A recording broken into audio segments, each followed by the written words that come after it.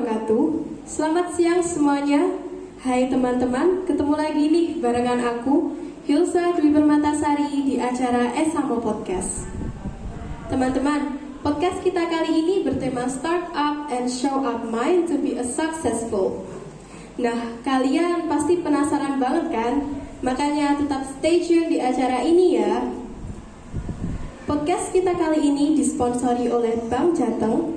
Terima kasih Bank Jateng atas kerjasamanya. Teman-teman, di sini aku tidak sendirian loh, tapi ditemani oleh narasumber yang keren banget. Nah, narasumber kita kali ini adalah Ibu Eni Widiatmi, seorang wirausahawan yang bergerak di bidang penjualan ayam potong. Dan kita sambut dulu dong narasumber kita kali ini. Selamat siang Bu. Siang, assalamualaikum semuanya. Waalaikumsalam. Oke teman-teman, segera kita mulai aja ya. Pasti kalian udah gak sabaran nih. Aku akan langsung mulai bincang-bincangnya sama Bu Eni ya. Bagaimana nih kabarnya hari ini Bu? Alhamdulillah sehat. Ya alhamdulillah. Kita langsung aja ya bincang-bincang tentang kewirausahaan ini ya Bu. Pertama-tama kalau boleh tahu, diperkenalkan dulu tentang Ibu gitu. Bismillahirrahmanirrahim. Assalamualaikum warahmatullahi wabarakatuh. Waalaikumsalam warahmatullahi wabarakatuh. Perkenalkan, nama saya Ibu Eni. Saya usaha atau wira swasta di bidang penjualan ayam potong. Nama usaha kami Cipta Putra Mulya yang beralamat di Jalan Mayor Ahmadi 42, Mekonang, Mojolaban, Sukoharjo. Kami berangkat dari nol, benar-benar nol, itu mulai start itu tahun 2004. Dulu setelah kami, istilahnya saya lulus sekolah, intinya kerja yang nyaman gitu. Terus ternyata kok ada peluang, kayaknya ini jualan ayam ini banyak yang dibutuhkan. Oke, akhirnya usaha itu dari 2004 ya. Terus kalau boleh tahu ini apa itu sejarahnya Ibu memulai usaha itu bagaimana? Terus kenapa sih kok milih jadi seorang wirausahawan itu? Kenapa gitu? Dan udah mulai dari tahun kapan itu usaha ayamnya? Usaha ini kami rintis dari tahun 2004 ya. Awal-awalnya mungkin kepepet karena setelah menikah, saya hamil, terus kalau ada pekerjaan lain itu juga agak susah. Akhirnya mencoba untuk wira swasta, dan alhamdulillah ternyata Allah kasih jalan rezekinya di situ. Alhamdulillah dengan beriringnya waktu sedikit demi sedikit bisa berkembang. Alhamdulillah sampai sekarang bisa tetap eksis. Ya mudah-mudahan nanti bisa lebih baik lagi, bisa lebih maju lagi. Wah, jadi udah dimulai sejak muda ya Bu? Iya, karena dulu kalau idealnya itu punya pemikiran tuh setelah selesai sekolah, setelah lulus kuliah pengen pekerjaan yang nyaman.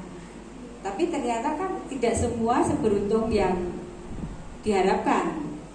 Tidak sesuai dengan ekspektasi kita. Setelah lulus nanti dapat kerjaan.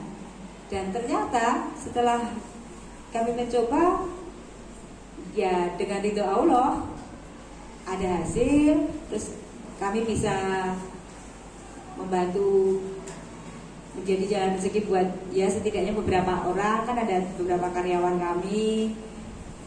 Intinya mulai sekarang generasi muda atau istilahnya generasi milenial harus mulai berorientasi setelah saya sekolah selesai itu, ya mudah-mudahan dapat pekerjaan yang sesuai dengan keinginan. Tapi tidak ada salahnya mencoba untuk berwira swasta, ya sesuai dengan passion masing-masing. Mungkin di bidang fashion, mungkin di bidang kalau sekarang itu IT, atau mungkin makanan-makanan yang kekinian. sesuai dengan apa passion masing-masing. Intinya kalau kita sebagai generasi sekarang, generasi now itu yang notabene generasi yang apa-apa serba mudah, itu lebih apa ya, terbuka kalau untuk mau berwira swasta. Dan ternyata wira swasta itu keren gitu loh. Jadi kita jangan, kalau dulu kan malu, aduh kok aku jualan ya kayak nggak keren gitu kan. Ya sebenarnya bagus kalau kita punya cita-cita misalnya mau jadi apa yang sekiranya yang keren, tapi kita juga harus ada istilahnya wawasan. Kayak kita jangan terlalu menutup, oh aku nanti kalau mau lulus kuliah aku mau jadi negeri atau bagus sebenarnya, tapi kan nggak semuanya dapat dong. Masa dari sekian ribu cuma dapat peluang gitu kan, nanti siapa yang bayarin gitu ya gitu. Jadi teman-teman, ternyata Ibu Eni itu sudah merintis usaha sejak tahun 2004 ya. Sudah belasan tahun ya Bu itu ya. Ya, kalau boleh nih Bu, bisa diceritakan dari awal merintis usaha itu, perkembangannya dari tahun 2004 sampai sekarang tahun 2022 itu gimana? Terus modal awalnya Ibu dalam membangun usaha itu apa ya Bu? Modal paling penting mungkin buat Ibu, bisa diceritakan Bu? Oh iya, awal mula kami merintis usaha itu benar-benar dari nol ya. Jadi kami modal awal itu 2.500.000, itu hasil gadai motor, hasil gadekan motor buat modal usaha. Ya kita memohon sama Allah mudah-mudahan diridhoi, dan alhamdulillahnya bisa berkembang sampai sekarang, bisa dari mulai 10 ekor, 20 ekor, sekarang bisa 100 lebih ya, bisa ratusan, mungkin bahkan ribuan per ekor apa per hari gitu. Ya intinya di setiap usaha kita pasti kita minta petunjuk Allah biar diberikan jalan, diberikan. Intinya kalau kita itu jualan positif thinking aja. Oh, kita memberikan yang terbaik. Pasti usaha itu kan nanti pasti ada kok hasilnya. Ya mungkin tidak secepat yang apa kita harapkan, tapi pasti. Iya. Terus itu pemasarannya gimana ya Bu? Atau itu dijual online atau mungkin jualan di tempat, udah ada ruko atau gimana Bu itu? Kami ada ruko juga, melayani penjualan online juga. Kalau sementara ini yang kami layani itu resto, catering, yaitu catering baik orang hajatan, catering sekolahan, catering pondok pesantren itu udah lumayan. Terus rumah makan, resto-resto itu juga lumayan. Dan juga penjual di pasar itu juga alhamdulillah. Tapi kami juga melayani eceran seberapapun ya kita layani lah. Kelihatannya usaha Ibu itu kayak lancar-lancar sekali ya selama belasan tahun. Ada pesanan dari catering, pesanan pernikahan, wedding, dijual di pasar. Dan pasti usaha yang sukses itu pasti ada kendalanya ya Bu? Iya. Nah, saya sama teman-teman pengen tahu nih, apa aja sih kendala yang dialami oleh Ibu sebagai seorang wirausahawan ini? Kalau boleh diceritakan Bu. Pasti ya, semua pekerjaan itu pasti ada tantangan. Yang paling krusial itu SDM.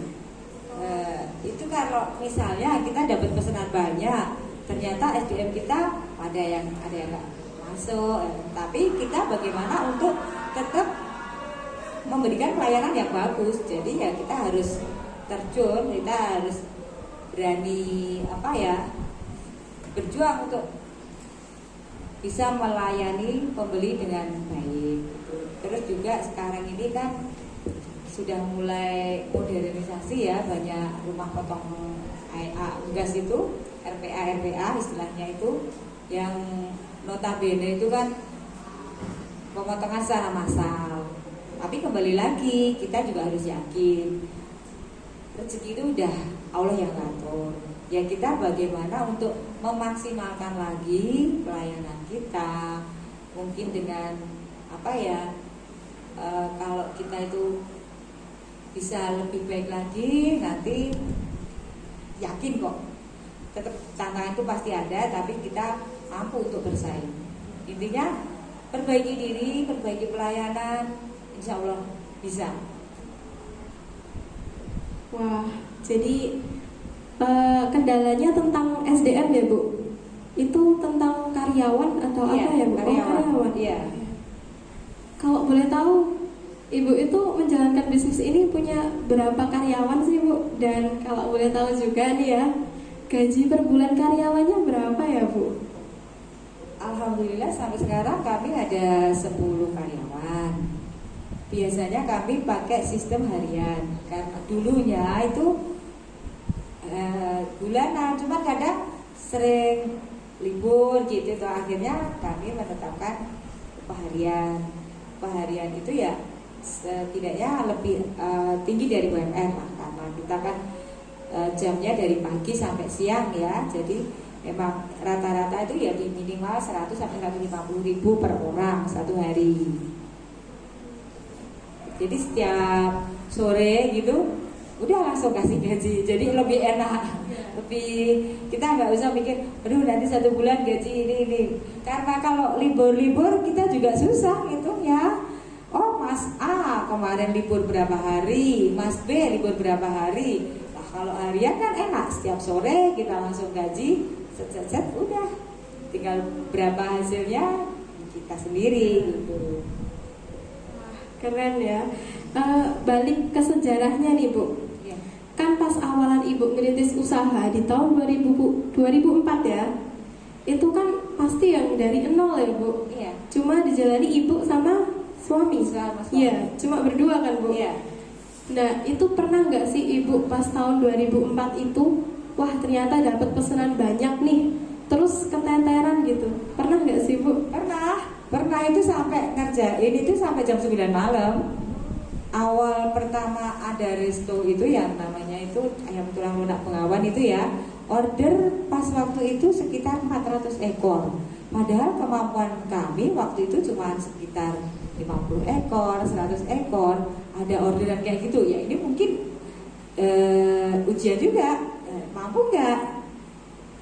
Pas saya sudah bilang, oke saya siap Bu menerima orderan penjenengan, ternyata kami keteteran. Waduh, sampai jam 9 malam itu pertama kali itu. Terus wah kalau kayak gini terus nanti pelanggan komplain. Akhirnya kami mencari tenaga kerja lagi. Ya, alhamdulillah sampai sekarang sudah bertambah dan mudah-mudahan bisa menjadi jalan rezeki yang barokah buat kami dan buat semua pekerja kami.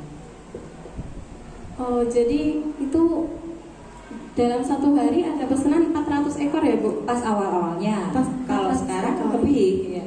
Berarti itu unggasnya itu berternak sendiri apa setor, ada penyetor, ada yang restock barang gitu? Oh kalau kami kerjasama dengan PT, karena sekarang kan banyak yang kemitraan itu ya istilahnya. Jadi kami itu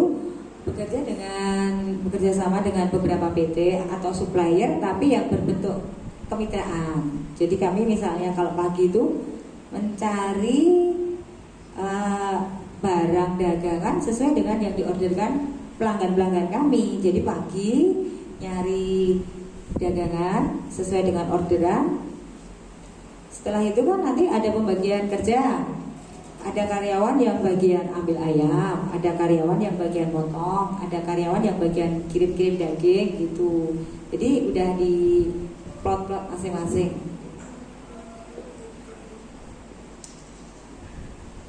Tadi tentang apa ya Bu tadi? Restock barang. Iya. Berarti itu yang dari PT itu diantar ke Ibu dalam bentuk ayam yang masih hidup apa udah dipotong Bu? Masih hidup tapi kita ngambil sendiri ke kandang. Kalau dikirim bisa, cuman kan nanti kosnya lebih. Nah, jadi biasanya kami ambil dari PT itu ke kandang langsung untuk meminimalkan harga ya. Jadi biar kita ada istilahnya bisa bersaing harga. Jadi kami itu tangan pertama istilahnya dari produsen, dari peternak langsung kita tangan pertama. Jadi untuk kita bisa meminimalkan harga karena istilahnya salah satu bentuk pelayanan kita barang fresh, harga bersaing, harga ringan gitu. Jadi itu mungkin salah satu trik kami atau salah satu cara untuk menjaga agar pelanggan-pelanggan kami itu tetap belanja di kita, itu ya salah satunya dengan bagaimana kita memberikan pelayanan yang baik, barang selalu fresh. Jadi ada orderan baru kita potong. Dan harga juga lebih ringan karena kita langsung dari PT gitu, dari peternak langsung. Jadi gitu ya teman-teman. Terus ya Bu, itu kan Ibu jualnya di ruko. Iya. Nah, kalau aja itu kan Ibu dari pesen ayam di PT itu dalam bentuk masih hidup. Masih hidup. Yang motong suami Ada, Ibu? ada karyawan yang bagian Oh motong, gitu. iya. Jadi, nah seumpama itu ayam udah dipotong, terus udah dibawa nih di ruko. Pernah nggak sih Bu ngalamin kayak itu ayam stoknya itu sisa? Pernah? Nah itu Pernah. bagaimana sih tindakan Ibu, tindak lanjutnya kalau ada ayam yang sisa gitu? Ini pertanyaan yang bagus ya. Dulu-dulunya kan kami juga bingung. Aduh ini masih ada, kadang kan dari resto itu mungkin ada yang terlalu kecil, terlalu besar sehingga kami nggak bisa masuk. Itu alhamdulillah sekarang kita sudah ada semacam tempat untuk menyalurkan itu. Sebenarnya itu kemarin kan ada program untuk onsite atau KWS itu komunitas wani sedekah. Jadi kami kalau misalnya ada kok ada masih ada sisa, masih bagus, memang harus bagus karena cuma mungkin ukurannya yang nggak pas gitu, mungkin terlalu kecil atau terlalu besar. Itu kami menghubungi pihak yang itu mengelola, itu biasanya disalurkan ke panti asuhan atau orang-orang yang membutuhkan. Misalnya itu yang di dekat Juruk itu kan, itu juga, tapi itu memang pengelolaannya memang kami serahkan kepada yang lebih lebih kompeten, karena kalau kami kurang bisa nanti menyalurkannya kemana. Jadi cuma kita store barang yang itu udah siap masak, istilahnya bahan mentahnya aja. Nanti kita menghubungi beliau-beliaunya yang nanti yang mendistribusikan gitu. Terima kasih Bu atas infonya. Tadi kan di awal Ibu sempat menyinggung nih masalah alamat ya. Iya. Alamatnya di Jalan Mayer Ahmadi itu, kalau bisa dijelasin tepatnya di mana ya Bu? Oh, Jalan Mayer Ahmadi itu kami di dekat Pasar Pemonang. Sebelum Bagjo ya, dari arah Solo. Ya. Berarti di pinggir jalan ya? Iya, di pinggir jalan. Tapi kami juga konsisten untuk selalu menjaga lingkungan. Karena kami bergeraknya di bidang unggas kan pasti menimbulkan dampak lingkungan. Dan kami selaku istilahnya pengusaha, kami juga harus selalu menjaga kebersihan lingkungan. Salah satunya dengan semua limbah ada yang bertugas untuk mengambil, atau yang kayak bulu ayam udah ada yang mengambil. Terus istilahnya itu kotoran yang dari perut ayam itu usus itu sudah ada yang ambil. Itu kalau yang usus yang tidak terpakai itu justru dipakai untuk pakan lele.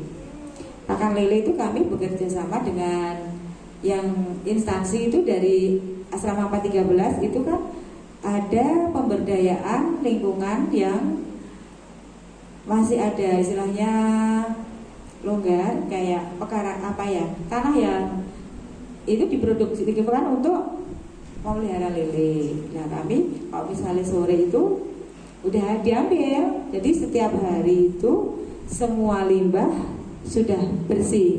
Jadi cuma air aja yang kita, selebihnya itu semua udah ada bagiannya yang ngambil sendiri-sendiri ya. keren banget ya. Selain profesional ternyata Ibu Eni itu juga sangat menjaga kebersihan ya Bu.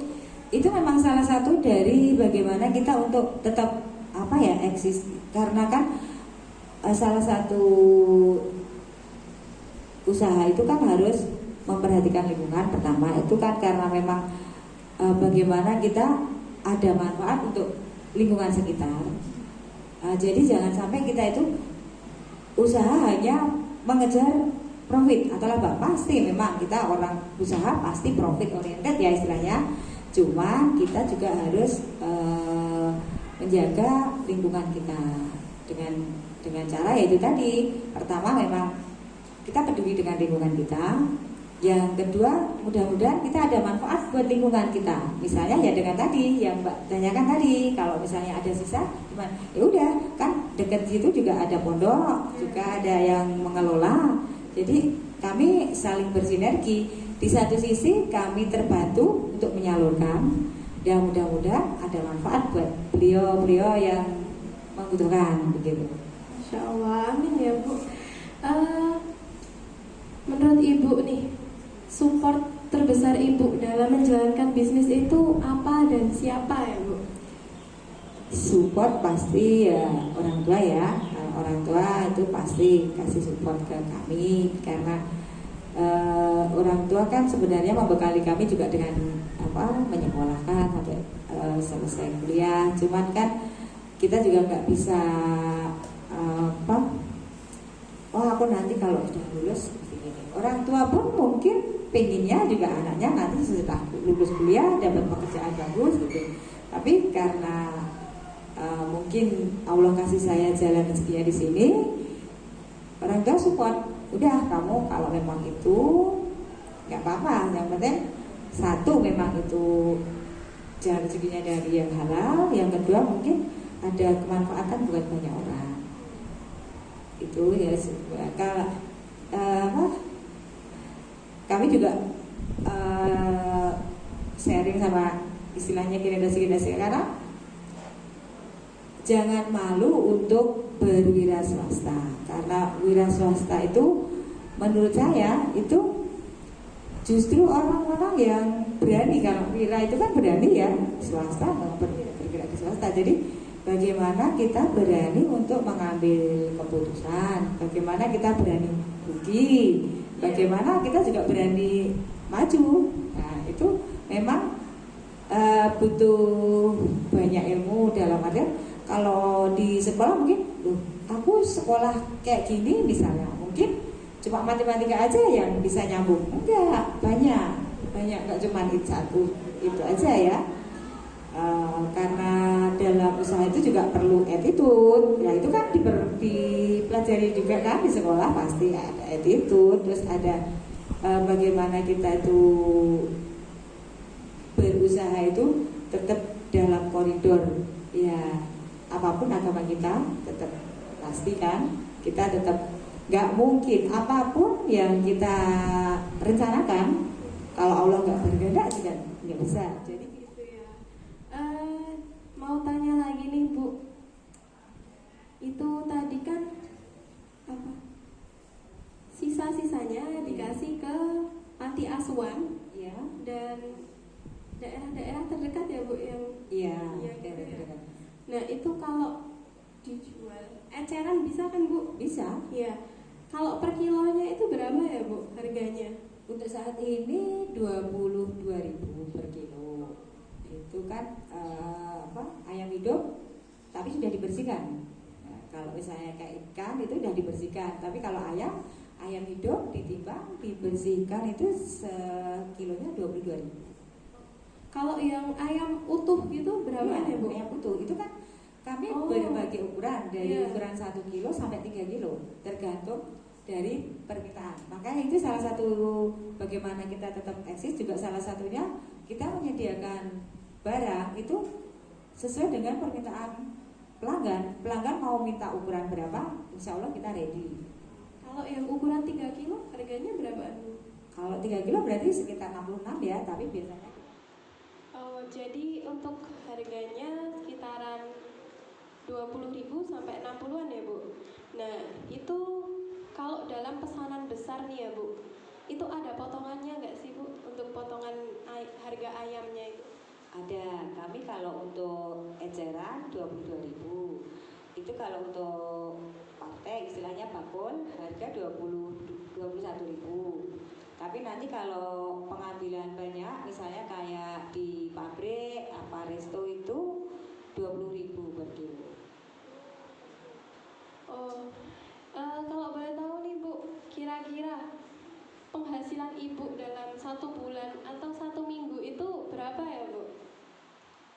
Itu bisa dihitung dari margin ya, dari laba kotor. Kami kalau untuk per kilo itu sekitar 1.500 sampai 2.000 per kilo.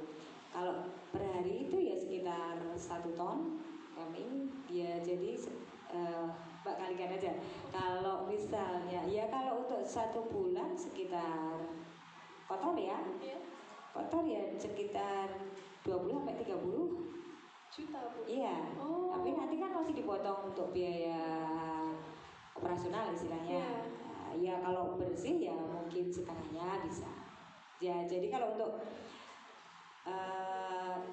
istilahnya wira swasta juga kalau kita mau menekuni dan ada rezeki di situ, insya Allah bisa kok untuk istilah untuk hidup bisa. Taruhlah 10 sampai 20 juta per bulan kan lumayan. Iya. Wah, jadi sehari teman-teman bisa menjual, Ibu ini bisa menjual 1 ton ayam potong ya Bu ya, luar biasa sekali. Dengan kesuksesan yang seperti itu, intinya pernah nggak sih Bu ngerasa pengen ganti usaha atau pengen berhenti dari seorang wirausahawan gitu Bu? Itu malah justru di awal-awal ya, kalau pengen aduh kok segininya, namanya awal usaha kan pasti berat. Tapi setelah kesini ya alhamdulillah kan sudah jalan. Jadi memang masalah tambah banyak, tantangan tambah banyak. Tapi dengan berlalunya waktu, kami justru ada keyakinan berusaha di bidang ini ada progres, ada istilahnya masih bisa bertahan dalam waktu ya. Karena kan itu salah satu bentuk dari komitmen kami untuk selalu berusaha untuk memberikan terbaik. Apalagi kan usaha kami di bidang makanan, hampir semua orang kan makan istilahnya kalau untuk lauk ya, lauk itu ayam potong itu sudah seperti makanan sehari-hari. Ya memang dengan sekarang ini banyak variasi yang baru. Misalnya kalau dulu kan cuma digoreng, dibakar. Kalau sekarang kan ada dibikin steak, dibikin penyet, dibikin macam-macam. Jadi menurut saya masih bisa eksis lah kalau kita bisa menjaga kepercayaan pelanggan. Insya Allah masih bisa bertahan, masih bisa maju mungkin kalau kita lebih baik lagi dalam pelayanan, lebih baik lagi dalam istilahnya kalau dulu kan biasanya pembeli yang datang ke kita. Kalau sekarang mungkin kita jadi lebih, oh iya Mbak mau pesan berapa, nanti kami antar gitu kan. Jadi saya kok masih selalu untuk memberikan yang terbaik buat pelanggan-pelanggan kami, dan saya punya keyakinan usaha ini masih bisa bertahan. Oh, tadi Ibu sempat bilang ada yang pesan terus diantar. Iya. Jadi itu untuk biaya pengantarannya apa ada biaya tambahan ya Bu? Kalau seumpama pesan terus pengen diantar ke rumah gitu? Kami selama ini free ongkir ya. Jadi itu salah satu bentuk pelayanan kami. Semua yang pesan itu terutama kalau untuk yang misalnya orang hajatan atau untuk resto itu semua free ongkir. Mau nanya nih Bu, kan dari pelayanan yang udah Ibu berikan buat pelanggan tadi, kayak free ongkir, terus harga potongan buat partai besar. Pernah nggak sih Ibu ngalamin rugi gitu dalam berjualan? Kayak contohnya nih, ada yang pesen kayak jumlah seumpama selama 400 terus tiba-tiba di cancel gitu, pernah nggak sih Bu? Pernah. Itu salah satu apa ya, bentuk dari ya kerugian kan. Kalau di kami kan memang usahanya barang apa hidup ya, jadi kan kalau hidup itu memang ada risiko. Salah satu risikonya kematian, penyusutan, juga itu tadi kemarin aja baru aja itu ada yang order terus bilangnya salah hari. Ya kami kan juga harus wah bagaimana ini. Untungnya masih agak pagi, masih kita bisa jual. Cuman memang ada beberapa yang belum terjual. Itu juga biasanya kami kalau untuk pesanan partai besar kami minta DP dulu. Bukan karena kami nggak percaya, tapi untuk mengantisipasi jangan sampai apa ya. Misalnya kan kita pesan ke kita, terus nanti Bu ini harganya kok seperti ini, di sana seperti ini. Kalau kita harga masih oke lah, bisa dinego. Tapi kalau untuk misalnya bilangnya salah hari atau apa dengan alasan itu kan kita juga harus meminimalkan jangan sampai kita rugi. Yang kalau rugi istilahnya yang di luar kemampuan kita kan nggak bisa ya. Kalau misalnya kematian itu kan sudah di luar kemampuan kita. Tapi kalau untuk hal-hal yang teknis kita juga harus lebih teliti. Ya belajar juga sih itu. Kalau dulu-dulunya kita ada pesanan gitu lewat WA, pesan sekian-sekian, kita bikinkan. Tapi kalau sekarang kalau kita belum terlalu paham, kita cari aman, tunggu dulu pembelinya, atau kalau tidak minta DP dulu. DP dulu, nanti di transfer baru kita kerjakan gitu. Wah, keren banget ya teman-teman. Dari yang Ibu Eni sampaikan, kita tuh tahu bahwa jadi wirausahawan itu ya susah, tapi penghasilannya ya luar biasa ya Bu. 20 hingga 30 juta penghasilan kotor dalam sebulan. Itu luar biasa banget tentunya. Dan kalau boleh tahu, bisa diceritakan Ibu, gimana sih strategi yang Ibu terapkan kok bisa jadi pengusaha sukses dengan penghasilan sebegitu besar dalam 1 bulan itu Bu? Ya itu tadi, pertama kita itu amanah ya. Jadi kalau kita istilahnya ada pelanggan yang order ke kita, itu kita memberikan pelayanan yang bagus. Dalam arti misalnya ada pelanggan dari resto minta per hari 300 ekor, bagaimana kita bisa menjalin komunikasi agar pelanggan juga puas, kami juga bisa memberikan pelayanan yang bagus, sehingga kami juga semakin hari itu intinya kalau pelanggan puas itu biasanya kan promo gratis ya. Beli di sana itu ternyata gini. Nah itu bagaimana kita menjalin hubungan yang baik dengan pelanggan. Kalau misalnya Mbak kemarin gimana, udah bagus belum? Udah Bu, cuma mungkin waktunya agak kesiangan. Nah jadi bagaimana kita memperbaiki gitu. Jadi intinya pertama bagaimana kita menjaga amanah, bagaimana kita memberikan pelayanan yang terbaik, juga bagaimana kita mengelola SDM atau karyawan. Karena itu aset ya, jadi kita juga harus untuk memanage karyawan itu harus benar-benar kita menghargai mereka juga, karena bagaimanapun itu kan satu teamwork ya, kita nggak mungkin bisa bekerja sendiri-sendiri. Jadi bagaimana kita menjalin kerjasama dengan karyawan dengan baik, menjalin kerjasama dengan pelanggan dengan baik, menjalin kerjasama dengan PT dengan baik. Intinya kita harus benar-benar bekerja itu dengan dilandasi kejujuran. Kalau kita sudah berusaha untuk jujur, pasti mungkin kita nggak seberapa banyak gitu ya. Kalau kita kan mungkin pengejarnya nggak nominal, tapi memang kita bagaimana untuk jangka panjangnya itu bisa selalu konsisten. Kita nggak cuma hari ini. Misalnya kalau ada pembeli, kalau harga turun gitu misalnya, kita taruh harga 25.000 dia juga pasti beli. Cuma kalau nanti kok ya di sana bagaimana kita memberikan pelayanan itu yang terus menerus, dalam artian orang apa pembeli gitu. Jadi kalau kita sudah berusaha memberikan maksimal, kita cuma tinggal berserah aja seberapa Allah kasih ke kita, gitu aja. Oh, jadi gitu. Ngomong-ngomong nih Bu, ruko Ibu yang ada di daerah Pasar Bekonan itu buka dari jam berapa sampai jam berapa ya Bu? Kalau kami itu dari jam 4:30 sampai jam 3:30 lah, sebelum asar itu biasanya udah mulai bersih-bersih, nanti asar udah tutup. Intinya kalau kita sesudah sholat subuh sebelum asar sudah selesai.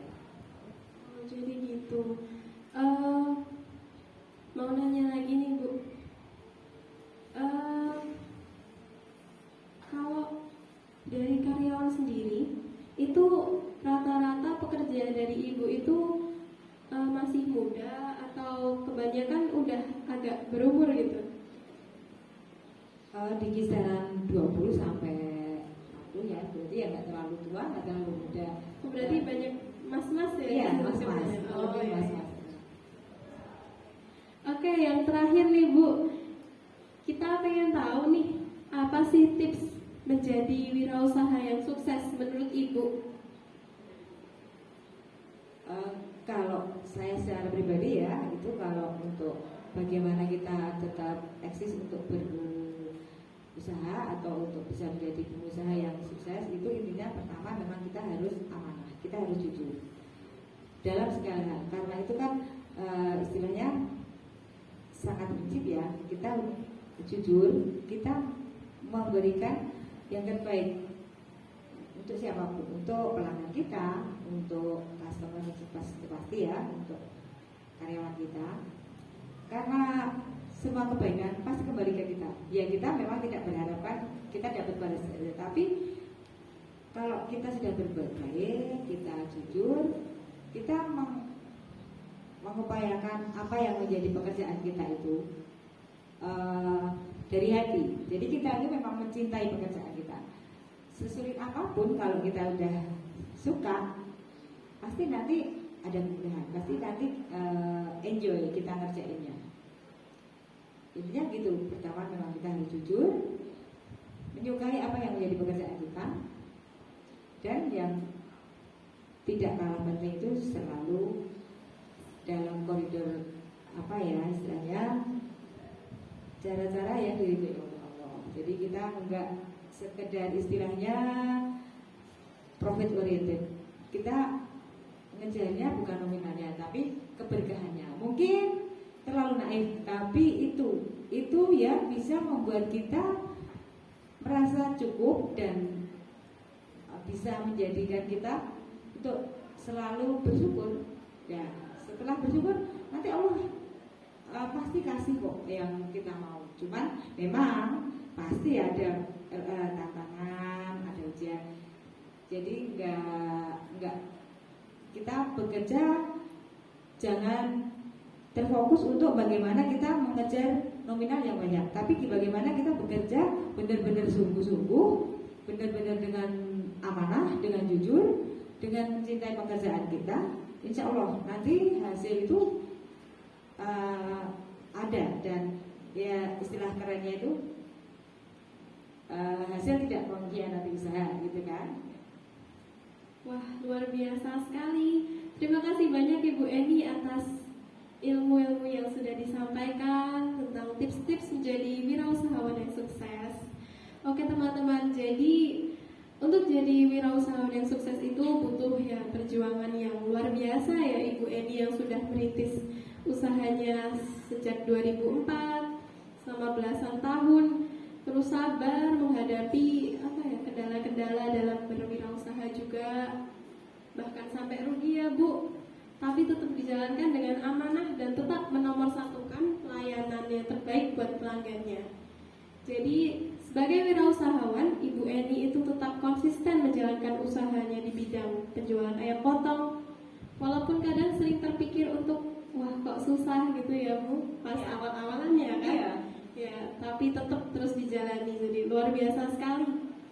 Dan juga pesan dari Ibu Eni, jangan malu untuk berwira swasta ya kan Bu. Ya. Jangan mikir kalau wira swasta itu cuma jualan. Padahal berwira swasta itu kita butuh modal, kita harus berani beresiko, kita berani rugi, kita berani memulai sesuatu dan berani untuk maju ya kan Bu. Luar biasa sekali acara podcast hari ini bersama Ibu Eni. Makanya kita harus banyak-banyak belajar dari mereka-mereka yang sudah memulai usaha sejak awal, mereka yang sudah merintis usaha dari nol. Supaya apa? Ya supaya kita bisa sukses seperti mereka. Dan jangan lupa teman-teman untuk nantikan Esamo podcast selanjutnya. Jangan lupa juga untuk subscribe YouTube Esamo. Akhir kata, aku pamit undur diri. Terima kasih sebanyak-banyaknya untuk Bu Eni atas sharing-sharingnya. Dan buat teman-teman, sampai jumpa di podcast selanjutnya. Wassalamualaikum warahmatullahi wabarakatuh.